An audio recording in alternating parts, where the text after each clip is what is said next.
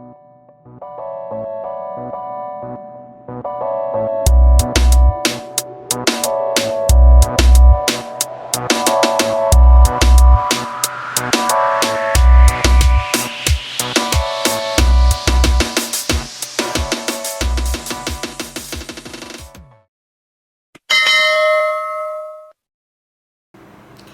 guys, welcome back to my YouTube channel. Hampa jangan lupa like, share, comment and subscribe dan tekan notification ting untuk hampa dapatkan video dari aku.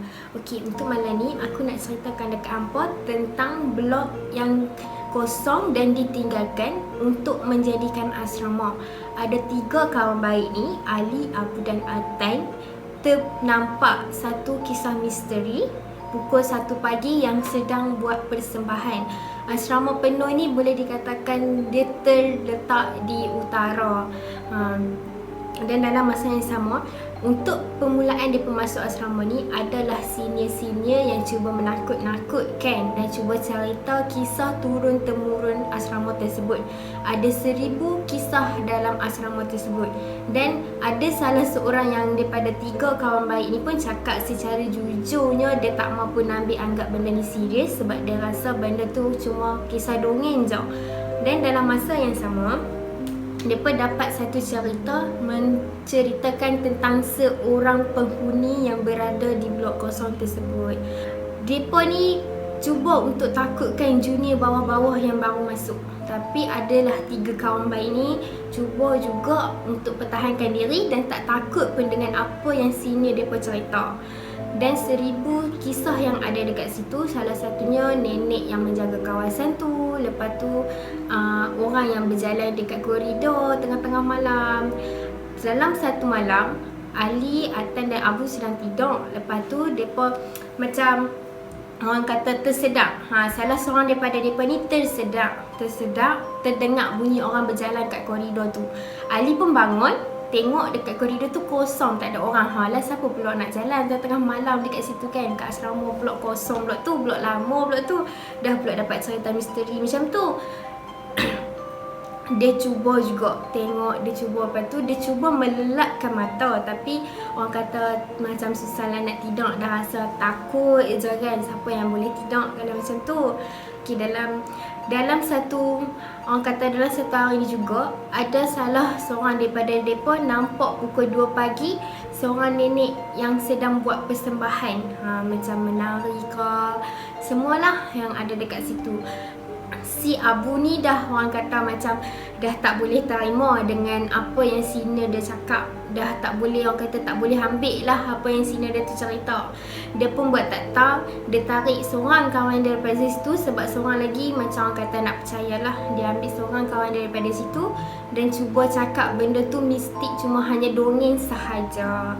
Okey, dekat situ si Ali ni seolah-olah macam nak percaya sebab dia kata dia pernah dengar. Macam Abu ni pernah nampak. Yang Atan ni apa pun tak pernah lagi. Dia tarik salah seorang daripada Ali ataupun Abu. Tapi tak berjaya sebab Ali dengan Abu ni dah jadi macam orang kata dah percaya dengan mistik-mistik ni semua. Ada satu malam ni dekat bilik, orang kata bilik prep lah, bilik study, Atan secara tiba-tiba terdengar sesuatu. Tapi dia buat tak tajam. Dan dalam masa yang sama, dia nampak macam ada orang kat sebelah. Dia pun ingat mungkin kawan dia lah sebab dia tengah study kan. Tapi dia pusing-pusing, dia tersedak yang tak ada siapa pun dalam bilik study tu. Kira dia seorang je dalam bilik tu.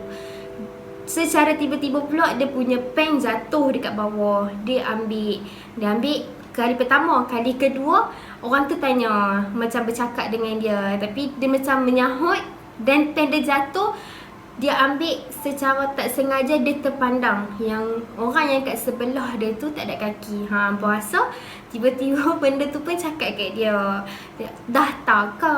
Dah faham ke? Dia cakap tu seolah-olah dia nak yang dia penitat lah yang dia tu hantu. Macam tu. Dia pun buat tak tahu lagi. Lepas tu dia cuba cari masa, dia cuba cari pulang, nak belah daripada situ. Dia tiba-tiba terdengar orang tu cakap, kalau dah tahu macam mana. Macam tu. Dia ambil semua barang-barang dia, dia pun lari masuk dom. Dia jumpa balik senior yang cerita kat dia tu. Senior tu pun habaq lah kat dia, aku cerita, hampa tak mau percaya. Dia kata macam tu. Dan lepas pada kes tu dia terus jadi takkanlah, dia kata takkan duduk dalam bilik tu sorang-sorang, takkan fokus belajar sorang-sorang sampai tengah malam. Dia pun dah jadi gayat, dah jadi takut. Dia cakap kawan-kawan dia pun macam tu. Selepas pada tu, start pada malam tu, setiap kali waktu prep je dia masuk ramai-ramai, dan setiap kali habis je waktu prep, kalau dia tak sedap, dia akan suruh kawan dia sedapkan dia untuk balik dorm bersama-sama. Selepas pada tu, barulah 3 kawan ni percaya apa yang jadi dan apa yang ada dekat blok misteri yang mereka rasa macam tak ada apa, kisah dongeng. Sedangkan sini daripada habaq blok kosong tu sudah dijadikan asrama. Okey, untuk kisah yang kedua pula pada malam ni, aku nak cerita kat hampa tentang seorang perempuan yang dirogol dan dikerat kemudian menghantui kampung. Dalam satu masa ni, ada seorang pakcik ni bawa balik dari masjid lah. Dia tiba-tiba ternampak sekumpulan lelaki berkumpul dalam satu tempat. Dia tak pi pun dekat situ. Dia buat macam benda tu tak ada apa, mungkin ada ni ke apa kan. Okey, dan keesokan harinya, ada orang kata itu memang tempat orang berlepak lah.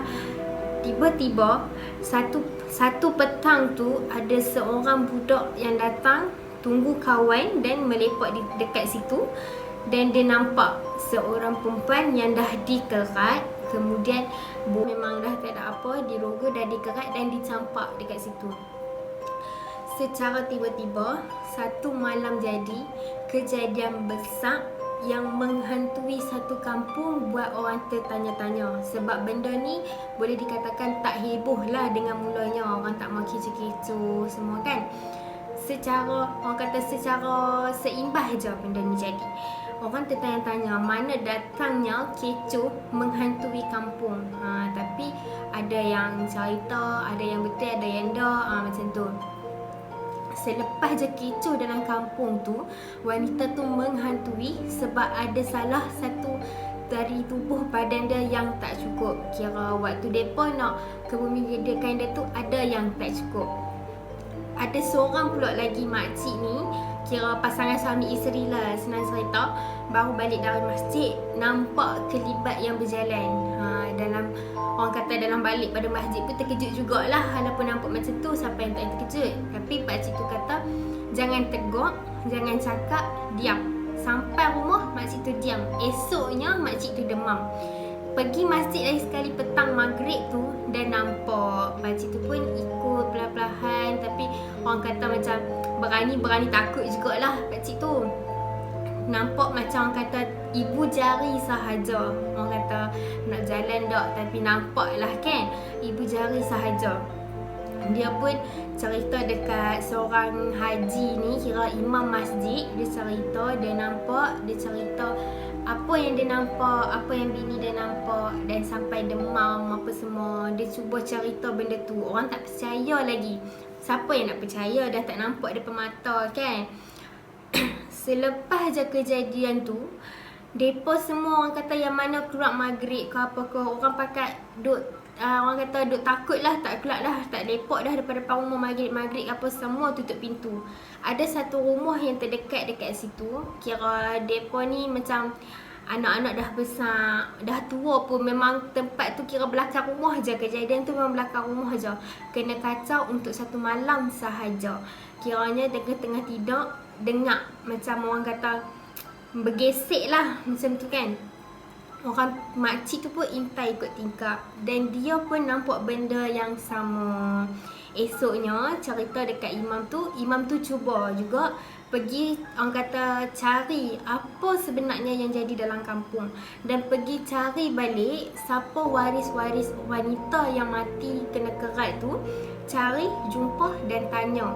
Lepas tu adalah waris dia cakap mungkin ada yang tak cukup, tapi dia tak mau bagi tahu lah apa yang tak cukup, sebab seolah-olah itu privacy lah, orang kata tak mau buka-buka kan. Dia tanya, dia kata dah satu kampung dah kena ganggu, ada yang sampai demam, ada yang kena ganggu dalam rumah apa semua. Dia cerita barulah waris wanita tersebut bagi tahu. Imam tu jadi macam tergamam lah, orang kata terkejut, sebab tak pernah pun jadi kejadian tu dekat kampung, tak pernah secara tiba-tiba kena macam tu. Depa buat satu rondaan, Dan mereka buat satu bacaan Yasin untuk Khamis malam Jumaat besar-besaran dekat area situ je. Orang kata walaupun tempat tu orang kata tempat, boleh kata tempat kafe, tapi kena buat sebab kita nak tahu. Benda tu sejati nampak tengah-tengah malam, nampak budak pun yang nampak, bukan orang tua, budak pun yang nampak. Cari terjumpalah ibu jari tu dekat selut je. Sebab situ orang kata dia pencampak ni dekat selut, air tengah surut ke rasanya pagi tu. Nampak terjumpalah, terselit lah dekat situ. Mereka ambil, lepas tu mereka bawa lah pergi klinik apa semua. Lepas tu bawa pergi masjid, sembahyangkan balik, kafankan balik macam biasa. Mereka tanam balik dekat orang kata tuan punya, macam tu. Selepas je 3 hari tu, Alhamdulillah, kampung tu pun balik ke normal. Dan tak ada perasaan takut kepada orang-orang yang dekat dengan situ. Tak ada perasaan takut untuk orang-orang yang nak melepak apa semua. Tapi orang kata benda ni berjaga-jaga. Kampung tu pun lepas ni berjaga-jaga macam tu. Dia tak bagi orang luar masuk ke. Apa-apa jadi pun mesti akan pergi, akan tanya ada apa semua. Dan dalam 2-3 hari macam tu, lepas je baca Yasin, lepas je kampung tu dah pulih balik. Secara orang kata secara tiba-tibanya ada seorang imam jugalah buat satu orang kata doa lah, buat baca Yasin lagi sekali yang last, dan pergi kat kubur suruh air, orang kata air yang dah dibaca Yasin tu dengan ramai-ramai, siapa yang kena, siapa yang demam. Selepas pada tu barulah kampung tu pulih seperti biasa, barulah tak ada apa dah yang jadi dekat situ. Okey, itulah cerita yang ada untuk malam ni. Kalau hampa rasa hampa suka dengan part ni, hampa boleh tekan komen untuk part tu. Dan hampa boleh tekan subscribe, like, share and komen, dan tekan notification ting untuk hampa dapatkan video-video yang menarik lagi. Okey, itu saja.